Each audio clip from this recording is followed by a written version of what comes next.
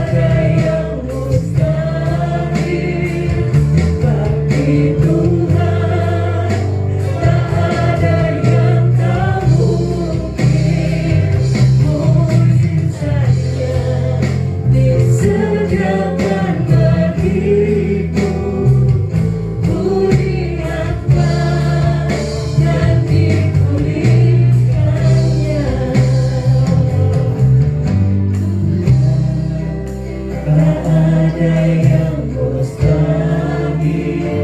Bagi Tuhan tidak ada yang tidak. Ada yang tak Percayakan hidup kita untuk Tuhan. disediakan bagiku. Muliakan dan Sama-sama kita katakan bagi Dia tidak ada yang mustahil.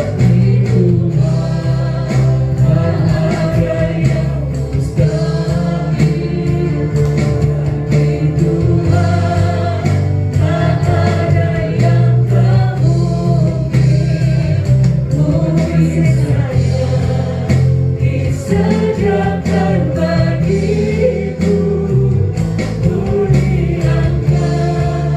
dan dimuliakannya, muliakan dan dimuliakannya, muliakan dan dimuliakannya.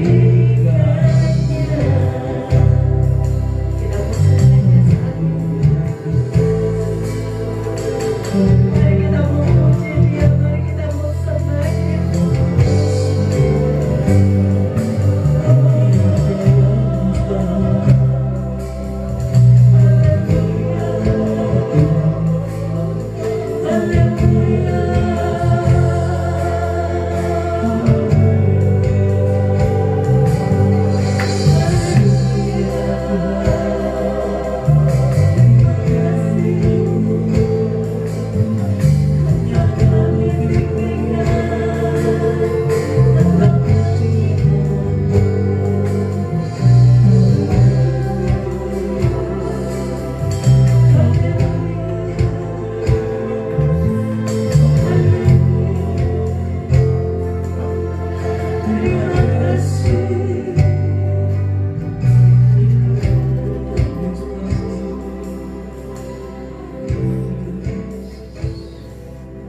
Tuhan Allah kami, Allah Bapa kami, yang kami sembah di dalam nama Tuhan Yesus Kristus.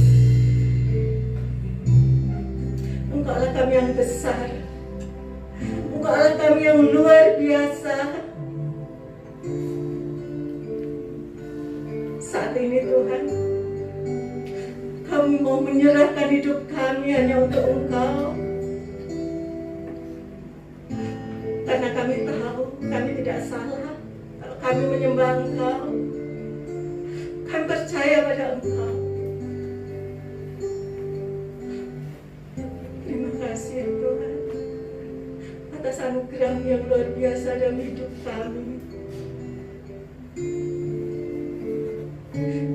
Terima kasih ya Bapa, kalau saat ini kami masih bisa bernafas melalui sisa kehidupan kami Tuhan.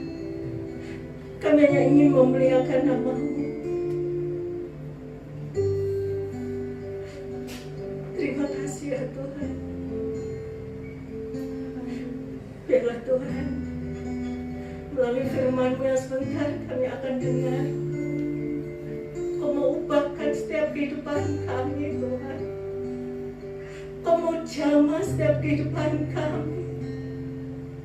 Hati-hati yang keras, hati-hati yang mengeraskan hati Tuhan.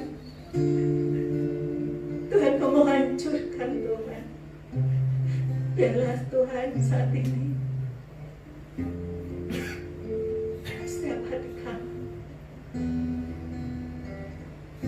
kami boleh menerima belas kasihan-Mu Tuhan. Kasih-Mu dalam hidup kami Tuhan. Biarlah semakin hari Tuhan, hidup kami hanya untuk memuliakan nama-Mu. Terima kasih Tuhan. Kami menyerahkan setiap waktu ke depan hanya di dalam nama-Mu Allah kami yang hidup. Haleluya. Sama-sama katakan amin. Silakan duduk Bapak. Shalom Bapak Ibu Saudara yang kekasih di dalam Tuhan Yesus. Shalom. Hari-hari ini kita sering mendengar kata yang menakutkan bagi sebagian besar karyawan yang bekerja. Kata apakah itu? Di tengah-tengah situasi COVID yang masih terus berlangsung ini, ada satu kata yang ditakuti oleh para pekerja, yaitu PHK. Saudara, ketika kita mendengar kata ini berarti ada suatu pemutusan hubungan kerja antara perusahaan atau antara bos dengan karyawannya. Tetapi pernahkah saudara berpikir atau mendengar kata PHK yang merupakan singkatan dari pemutusan hubungan keluarga? Mungkin ini sesuatu yang tidak biasa terjadi, tetapi hal ini bisa terjadi dan telah terjadi di antara kita. Saya ingin menunjukkan sebuah contoh surat PHK yang dibuat oleh orang tua terhadap anaknya sendiri. Boleh ditampilkan? Ya. Ini contohnya. Ada satu pernyataan putus hubungan keluarga. Ya, sebagai orang tua, anak kepada seorang anak yang bernama titik-titik, jenis kelaminnya, tempat tanggal lahirnya, umur, pekerjaan, alamat, dan sebagainya. Nah, dengan ini dikatakan kami tidak ada lagi hubungan keluarga dan kami tidak bertanggung jawab atas perbuatan dan segala akibatnya. Jadi di akhir pengumuman PHK ini terjadi di Batam, ya, yang dari Batam mungkin pernah dengar, tanggal 20 Mei 2019. Ya, dan surat ini dibuat oleh orang tua terhadap anaknya dan diumumkan di koran. Ya. Dan di akhir pengumuman PHK keluarga ini ditulis demikian. Dengan demikian kami tidak lagi ada hubungan keluarga dan kami tidak bertanggung jawab atas perbuatan dan segala akibatnya. Demikian pemberitahuan ini kami buat dengan sungguh-sungguh untuk menjadi maklum bagi keluarga, handai tolan, dan masyarakat yang berhubungan dengan yang bersangkutan. Saudara, saya tidak tahu persis apa yang diperbuat oleh anak ini sehingga orang tua tersebut tega mem-PHK anak kandungnya sendiri. Kalau orang tua di dunia ini bisa berbuat seperti itu, bagaimana dengan Bapa kita yang di surga? Bersyukur kita memiliki Bapa yang tidak pernah mem-PHK anak-anaknya, kecuali kalau anak tersebut yang memutuskan hubungan dengan bapaknya. Saya tidak bisa membayangkan bagaimana jadinya kita kalau Allah berlaku seperti Bapak Ibu yang ada di sini. Mungkin saat ini kita tidak akan ada di tempat ini. Mungkin saat ini kita sudah tidak ada di dunia ini lagi. Kalau kita mau jujur, mungkin kita tidak lebih baik daripada anak ini. Usianya baru 22 tahun, saudara, pada saat itu. Apa yang dilakukan? Apakah dia membunuh? Atau dia melakukan perbuatan yang tercela? Sehingga orang tua itu merasa malu memiliki anak seperti itu.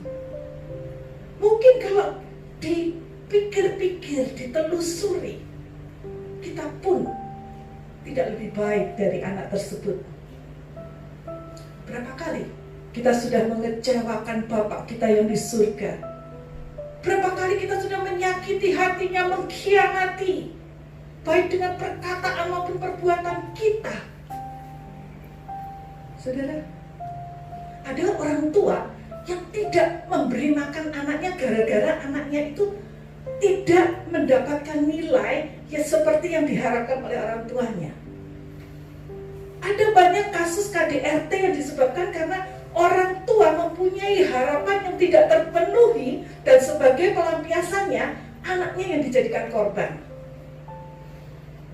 Beruntung kita tidak memiliki Bapa yang seperti itu. Tuhan Yesus adalah Bapa yang baik. Apa yang dilakukan oleh Tuhan Yesus ketika manusia tidak bisa memenuhi harapan-harapannya, ketika manusia tidak bisa menaati perintah-perintahnya atau sengaja berbuat berbuat dosa. Nabi Yesaya, dia menggambarkan sifat Yesus sebagai hamba Tuhan yang baik. Coba kita akan membaca di dalam Matius 12 ayat 20 hingga ayat yang ke-21.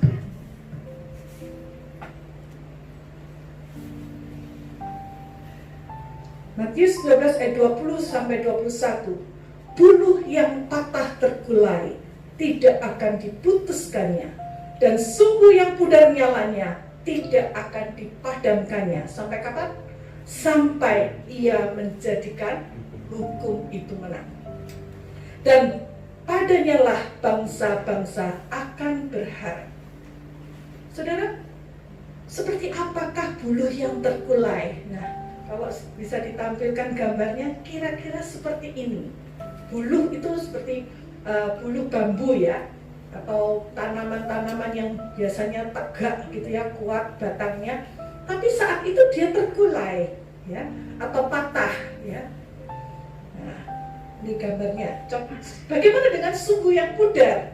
Dalam terjemahan bahasa Indonesia masa kini dikatakan pelita yang redup nyalanya ya. Sumbunya pudar atau pelitanya redup. Nah, karena sumbunya itu tidak ada minyaknya. Nah, di sini firman Tuhan tidak sedang berbicara tentang ilmu tumbuh-tumbuhan atau bagaimana cara membuat pelita supaya tetap menyala. Tetapi firman Tuhan sedang berbicara tentang manusia. Manusia seperti apakah yang dimaksud? Buluh yang terkulai itu gambaran daripada manusia-manusia yang sedang terluka, yang patah semangat hidupnya. Mungkin disebabkan karena kekecewaan, karena dihina, karena diabaikan, karena disakiti, atau dikhianati oleh orang-orang yang dia kasihi. Mungkin disebabkan karena perceraian atau kematian, ditinggal oleh orang-orang yang dikasihi. Mungkin disebabkan karena sakit penyakit yang mendera, yang tidak sembuh-sembuh, yang membuat hidupnya menjadi putus asa, tidak ada lagi semangat hidup. Mungkin juga disebabkan oleh rutinitas yang membebani hidupnya. Saudara, kalau saudara menyentuh satu bagian dari tubuh saudara, dan sentuhan itu nggak perlu yang keras ya, tapi lakukan berulang kali di tempat yang sama, maka tempat bagian tersebut lama-lama akan menjadi lecet dan terluka. Nah, demikian juga dengan rutinitas hidup yang membebani kita, yang kita lakukan tidak dengan sukacita, itu juga akan membuat lecet, luka pada kehidupan kita. Banyak hal, saudara, yang bisa membuat hidup kita itu terluka dan sakit, seperti buluh yang terkulai. Tidak ada lagi semangat hidup. Tidak peduli seberapa pun parahnya luka yang Anda rasakan, beban yang berat yang saudara pikul, Yesus dapat memulihkan dengan kasih-Nya pada bagian yang sakit itu. Tuhan sanggup membebat dan menyembuhkan. Matius 8:17 mengatakan, seperti yang dikatakan oleh Nabi Yesaya, Dialah yang memikul atau yang menanggung kelemahan kita dan menanggung atau menyembuhkan penyakit kita. Inilah gambaran Tuhan kita. Bahkan Tuhan Yesus sendiri juga pernah mengatakan di dalam Matius 11 ayat 28, marilah kepadaku semua yang letih lesu, semua yang punya beban yang berat, aku akan memberikan kelegaan kepadamu. Dan undangan ini berlaku bagi semua orang yang letih lesu, yang bebannya berat, asal dia mau datang memenuhi undangannya. Mungkin itu adalah saudara, mungkin itu adalah saya saat ini. Kita datang dengan membawa pikulan yang berat. Saya tidak tahu apa itu, tetapi biarlah kita mau datang kepada Tuhan. Siapa yang dimaksud dengan sumbu yang telah pudar nyalanya atau pelita yang sudah redup-redup? Ini digambarkan adalah orang yang hidupnya terikat oleh dosa, yang terbelenggu oleh kebencian. Mungkin ada dosa keserakahan, mungkin ada dosa pornografi, mungkin ada dosa yang lain, perzinahan, rokok, dan kejahatan-kejahatan lainnya. Pelita yang semula menyala, yang karena ada sumbu dan ada minyak, itu mulai meredup dan mulai akhirnya padam. Kalau minyaknya habis, nah saudara, minyak dibutuhkan supaya pelita itu kembali menyala. Dan minyak ini adalah gambaran Roh Kudus. Roh Kudus yang bisa menyalakan kembali kehidupan rohani kita yang sudah mulai redup nyalanya.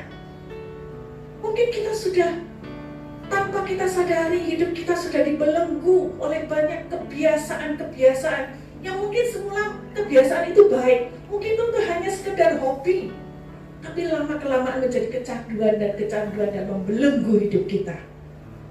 Saudara,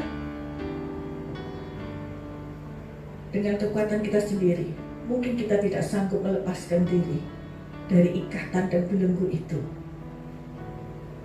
Dengan kekuatan kita sendiri, kita tidak bisa mengisi minyak itu kembali. Itu sebabnya kita memerlukan pertolongan Allah, Roh Kudus, yang menjadi sumber kehidupan. Minyak itu akan kembali menyalakan pelita. Di dalam kitab Nabi Yesaya pasal yang ke-64 ayat 6 mengatakan, semua perbuatan baikmu itu seperti kain yang kotor. Seberapapun baiknya kita, itu bisa disalah mengerti. Seberapa baiknya kita, itu dianggap gombal di hadapan Tuhan, kotor, tidak ada yang baik. Dan dosa bisa menjauhkan kita dari Tuhan. Siapa yang dimaksud dengan sumbu yang telah pudar ini? Orang seperti apa? Ini adalah orang Kristen yang berbuat dosa. Semula hidupnya bersinar terang bagi Tuhan, namun karena dosa, namun karena ketidaktaatannya, minyak itu mulai habis dan pelitanya mulai redup dan padam. Dia tidak bisa berfungsi lagi, membagikan sinar kepada dunia. Dia tidak bisa menjadi contoh teladan yang baik bagi sesamanya. Bila kita termasuk orang yang sudah mulai redup pelitanya karena dosa-dosa yang membelenggu hidup kita, datanglah kepada Tuhan.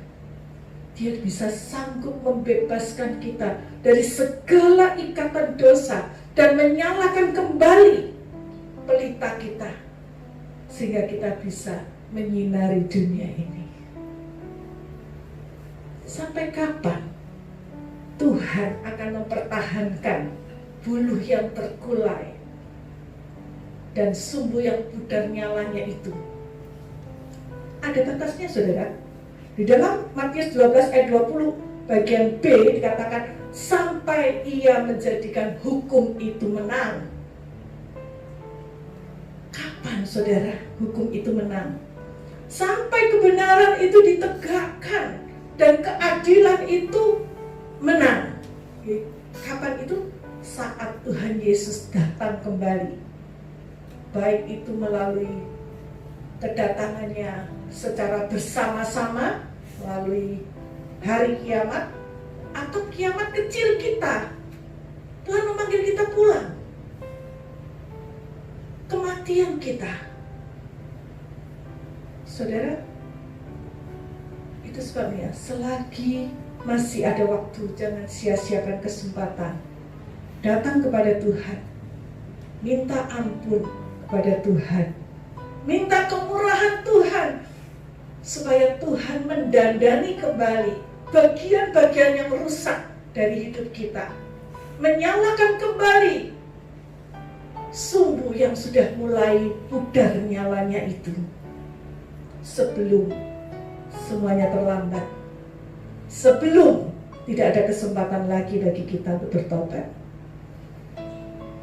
hari-hari ini saudara melihat ada banyak orang yang hidupnya tiba-tiba terputus gara-gara COVID, gara-gara kecelakaan, gara-gara bencana alam, dan masih banyak hal lagi yang mungkin bisa terjadi dan juga dalam hidup kita.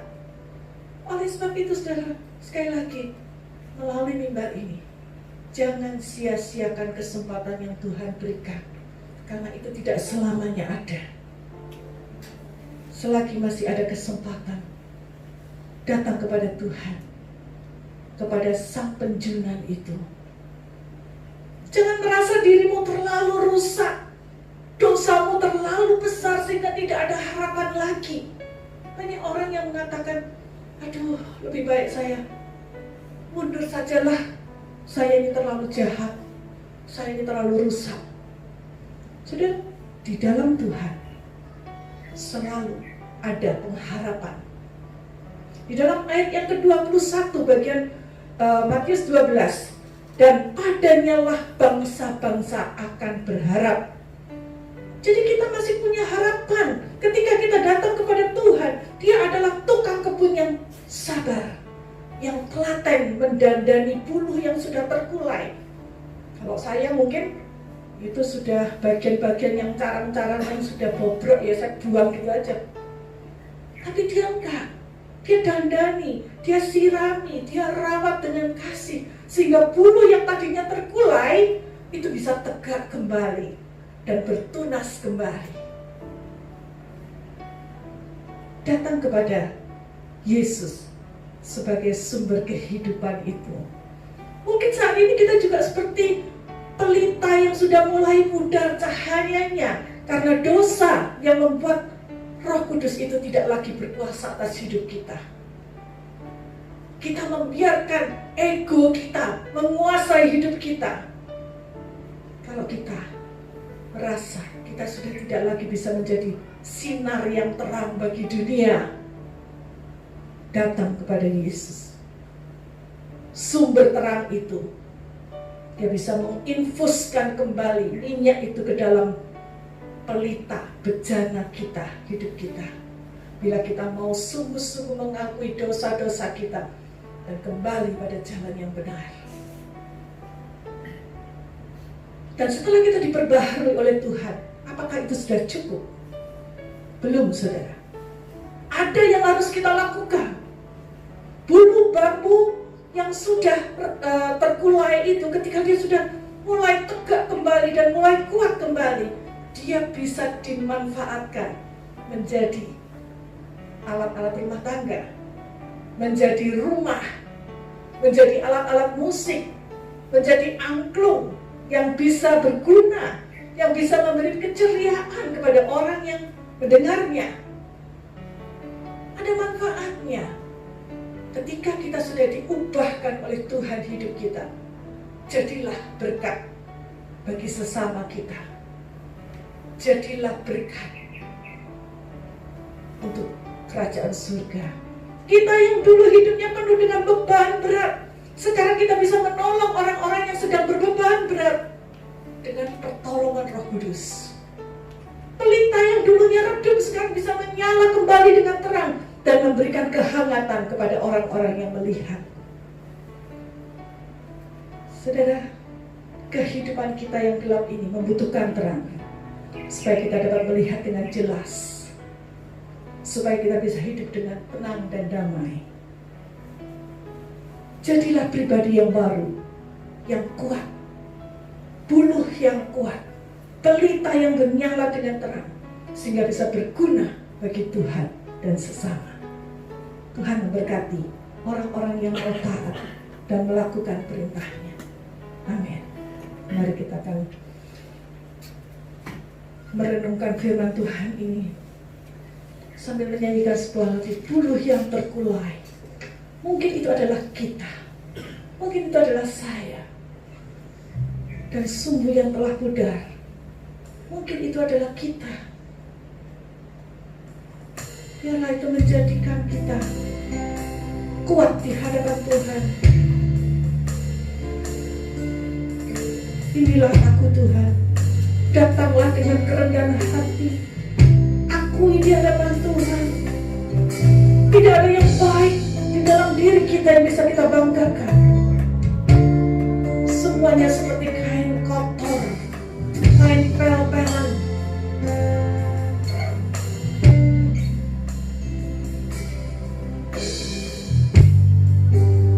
Bulu yang terkulai takkan dipatahkannya, takkan jadikan indah, sungguh lebih berharga.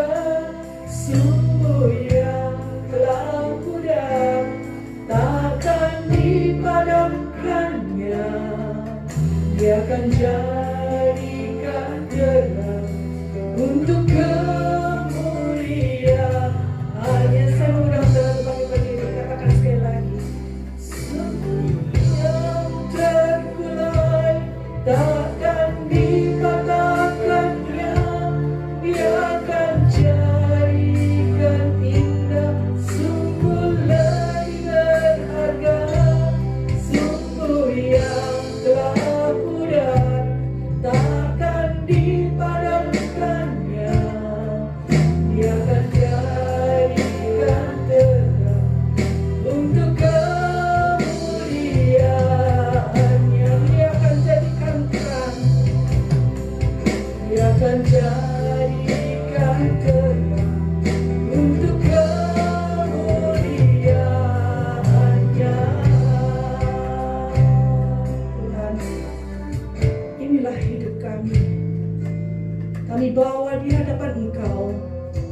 Mungkin hidup kami dahulu seperti bulu yang sudah terkulai karena beban kehidupan yang berat yang senantiasa mendera hidup kami. Mungkin dulu kami hidup seperti sumbu yang sudah pudar nyalanya. Tapi saat ini Tuhan, kami datang kepada Engkau Allah. Engkaulah sumber pemberi kehidupan yang baru. Engkau yang dapat menyalakan kembali pelita kami, sehingga kami boleh menjadi contoh dan teladan yang baik bagi orang-orang yang ada di sekitar kami. Ampuni Tuhan, ampuni Tuhan untuk segala dosa, kelemahan, kesalahan yang kami lakukan, baik dengan sengaja maupun tidak sengaja. Sucikan kami dengan kuasa darah-Mu, Yesus. Terima kasih Bapa. Dengar doa kami. Di dalam nama Tuhan Yesus kami berdoa. Amin. Sementara itu mari kita mau serahkan hidup kita di dalam tangan Tuhan. Kita angkat kedua tangan kita dan kita mohonkan berkat Tuhan itu mengalir. Kiranya berkat kemurahan dari Allah Bapa melingkupi hidupmu, kasih karunia dari Tuhan Yesus dan penyertaan dari Roh Kudus melingkupi hidupmu. Pulanglah, jadilah berkat di mana kalian berada. Muliakan Tuhan melalui hidupmu di dalam nama Tuhan Yesus Kristus. Dan semua yang percaya katakan amin. Terima kasih.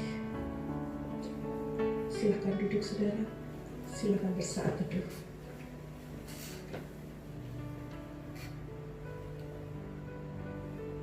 Amin. Puji nama Tuhan. Saudaraku, baik saudara yang ada di tempat ini maupun saudara yang menyaksikan ibadah online, biarlah kasih karunia dari Tuhan Yesus menyertai kita. Jadilah kuat di dalam Tuhan. Tuhan Yesus memberkati.